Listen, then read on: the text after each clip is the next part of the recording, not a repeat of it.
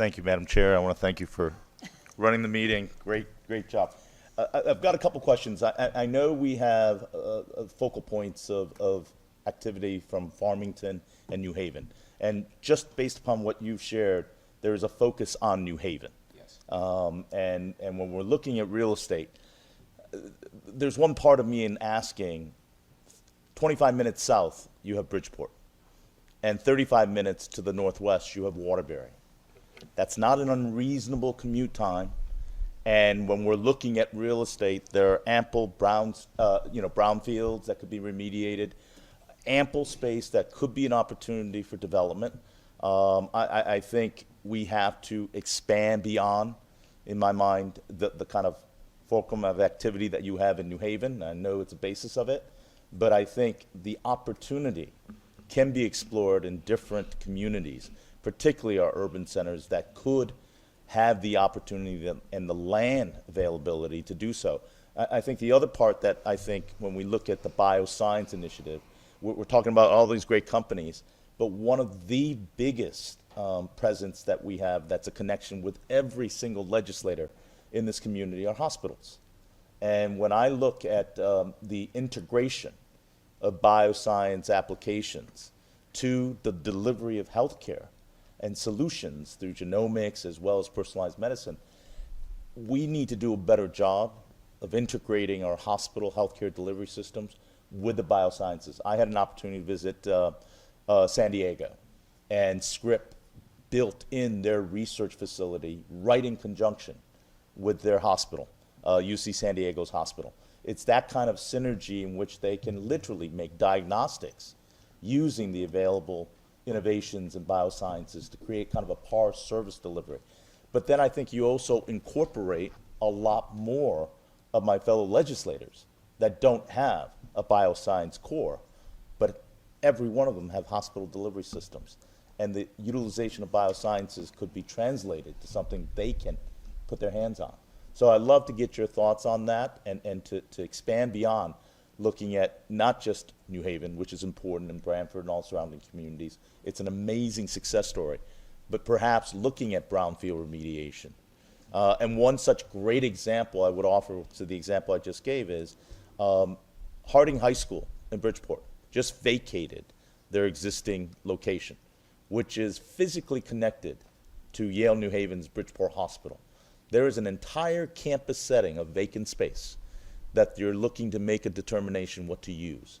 The idea that we could create a bioscience, personalized medicine delivery facility in that location would be a powerful conduit to be able to capitalize New York, capitalize the living of people who want to reside in the area.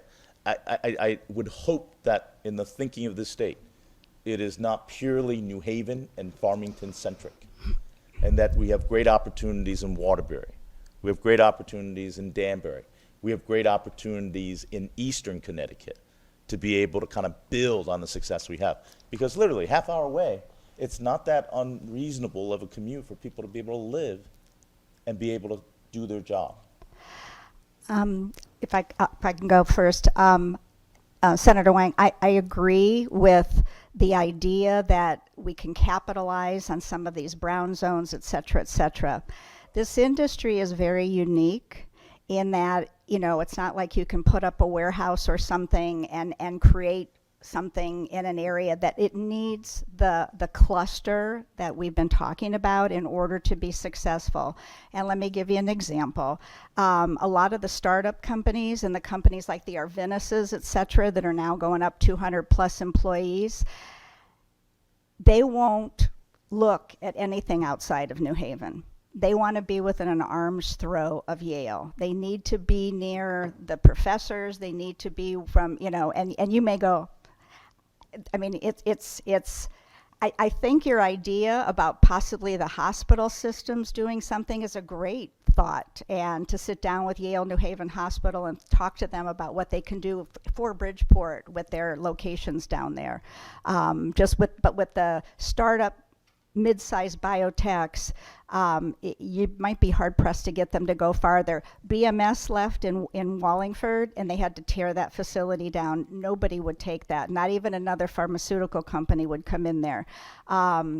Alexion, that was in Cheshire, just outside of New Haven. After 2 years, they had to tear that down because no biotech would go over there. I'm just letting you know it's kind of a unique model, and you know, if you can create something that they're going to want to go to, you know, that would be great. But right now, I don't see how. Now, again, if we're density filled, then yes, absolutely, it's going to spill over to there. Those are my comments. Well, I would offer that we could learn a lot about what Branford, Madison has done. Literally, Bridgeport is 25 minutes south, right on 95. I think the other factor is I want to applaud Semaphore for making that decision to go down to Stanford when they could have gone anywhere else. And I think that's a demonstrated ability that people with a willingness and go where the talent may be. I think the idea of a Bridgeport recruiting is an opportunity to get New York City talent. And we can't look at the failures of what the formula might have been in regards to Cheshire and Wallingford. But I think it's an opportunity for us to brandish a new idea, a new imagery, a new possibility. And I think in order to get buy-in, in order to get the multiplier effect that you're looking at and make differences in communities, I think you got to look at the Waterburys and the Bridgeports. And that's important to me as a chair of this committee to incorporate that, you know, because you haven't tried it. You can't say no right away. Well, I think, so I agree with everything Don says, and I do have a different perspective than you're advocating for, Senator, here. And maybe just to set the table a little bit differently, what we're envisioning in New Haven currently, the state didn't go to folks and saying, here's what we want to do, here's what we think makes sense, we're going to drive this, who wants in? We're working with the private sector who's driving it, and they're saying, this is where we think it should be, this is what our tenants are telling us, this is the right location for it. Hey, we're going to do this incubator, hey, we're going to do other stuff, can you help? Does this make work for the state? I think if we ran an RFP process or we said, let's do something in Bridgeport, I don't think it would be successful. And we just haven't heard that from the private market. I do think, and I mentioned this point before, if we do this right in New Haven, Bridgeport's going to be a beneficiary from this, and we're doing wind there and other things. I think if we get the place-based economic development right, where it makes the most sense, I think you're going to see the magnifying benefits over time spill over with more jobs. And the other thing I would just say, and then I'll stop, but if we keep talking about Kendall Square, it is right next to MIT. And that's because it needs to be right next to MIT. And you're seeing, if you go out to Somerville and continue to go north from Cambridge, you're seeing the benefits now, but it is 10, 15 years later as you see that cluster get bigger and that spillover effect happen. So I think New Haven is the right place to start because that's where the money and that's where the ideas are. But ultimately, we want everyone to benefit from it. We're going to wrap up, but I know Representative Yacarino, you had another comment.